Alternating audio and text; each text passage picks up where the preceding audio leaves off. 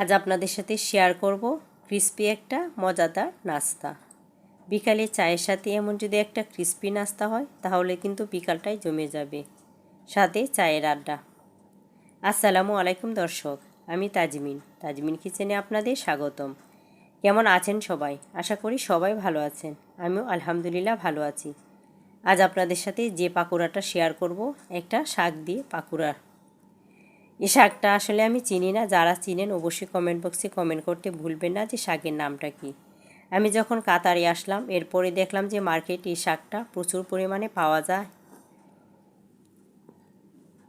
তো ভেবে নিলাম আমিও শাকটা দিয়ে পাকোড়া বানাই। অনেক আপুরা দেখি যে ধনিয়া পাতা দিয়ে পাকোড়া বানায়, সেই কথা মাথায় রেখে আমি এটা দিয়ে ট্রাই করলাম। আমিও কিন্তু এটা প্রথমবার ট্রাই করেছি, তো মাশাআল্লাহ খেতে কিন্তু ভীষণ মজা হয়েছিল। যারা কখনো শাক দিয়ে এভাবে পাকোড়া বানান নাই, আশা করি এভাবে বানিয়ে দেখতে পারেন, এতে কিন্তু ভীষণ ভালো লাগে। তো এই শাকগুলা কিন্তু আমি মার্কেট থেকে কিনে আনিনি, আমার বাগানই হয়েছিল, মানে আমার টবই হয়েছিল, আমি সেখান থেকে তুলে এনেছি। অনেক দিন যাবৎ পাকোড়া খাওয়া হয় না, তাই চিন্তা করলাম একটা পাকোড়া বানাবো, আপুদের সঙ্গেও শেয়ার করে দিই। এখান থেকে আমি কিছু নরম অংশটা নিয়ে নিচ্ছি। আমি শাকগুলো আগেই ধুয়ে পরিষ্কার করে পানিটা ঝরিয়ে নিয়েছি। এখন যে নরম অংশটা, পাতাযুক্ত অংশটা, সেটা নিয়ে নিচ্ছি। আমার সবগুলো অংশ নেওয়া হয়ে গেছে।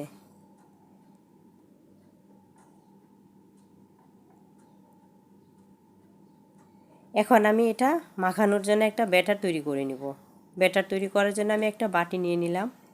এখানে দিয়ে দিলাম 1 কাপ আটা, আপনারা আটা বা ময়দা দিয়েও এটা করে নিতে পারেন। দিয়ে দিলাম অর্ধেক কাপ চালের গুঁড়া, অবশ্যই চালের গুঁড়াটা দিবেন, এতে করে কিন্তু এটা ভীষণ ক্রিস্পি হবে।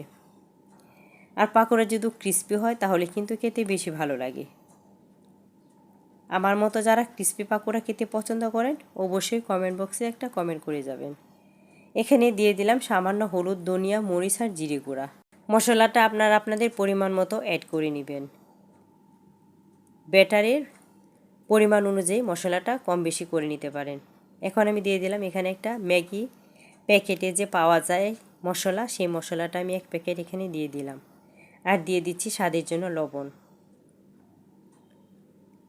লবণটা দেওয়া হয়ে গেলে এখন দিয়ে দেবো আদা এবং রসুন পেস্ট।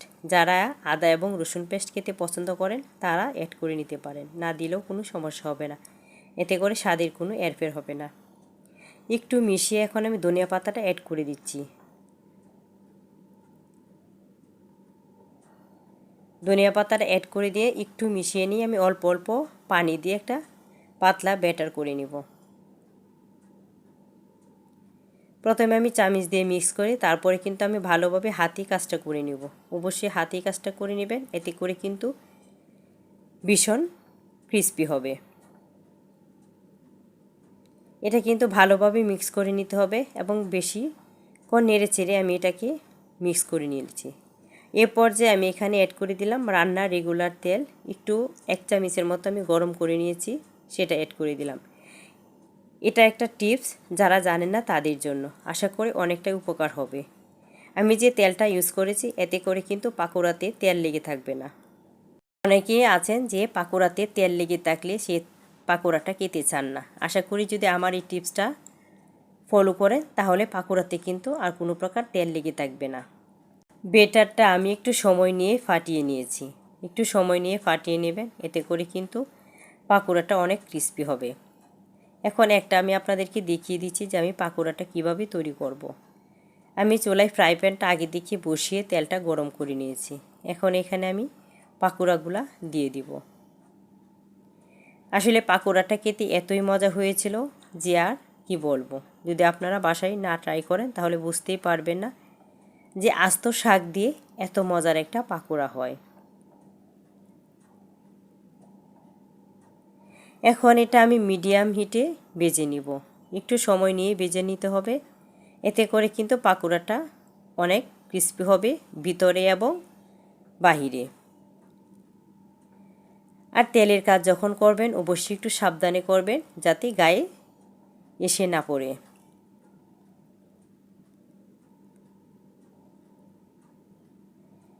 এই কাজটা কিন্তু অবশ্যই সাবধানে করে নেবেন। অনেক সময় আছে যে তেলের কাজ করলে গায়ে এসে লেগে যায়।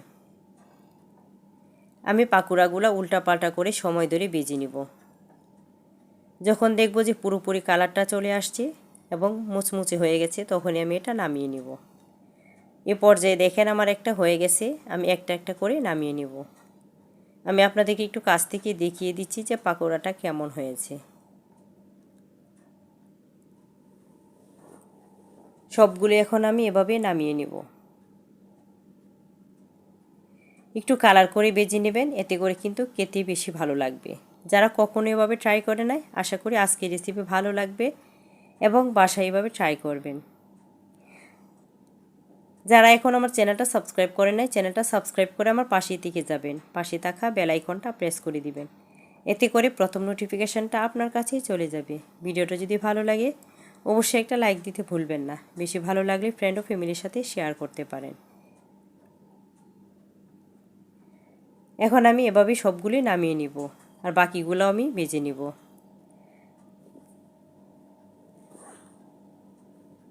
সবগুলি আমার ভাজা হয়ে গেছে। এখন একটু ডেকোরেশন করে আপনাদেরকে দেখিয়ে দিচ্ছি।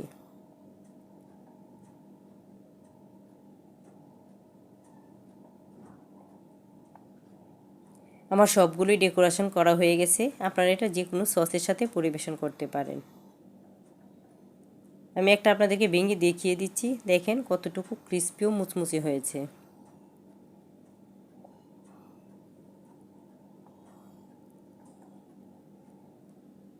যারা ভিডিওটা দেখতে দেখতে এ পর্যন্ত চলে আসছেন অবশ্যই একটা লাইক দিয়ে যাবেন। এখন একটু আপনাদেরকে দেখিয়ে দিচ্ছি। আশা করি আপনারাও এভাবে ট্রাই করবেন। তারপরে বলবেন যে আপু কী বলেছিল, কতটা স্বাদ যে হয়েছিল, না বানালে বুঝতে পারবেন না। ভালো থাকবেন, আল্লাহ হাফেজ।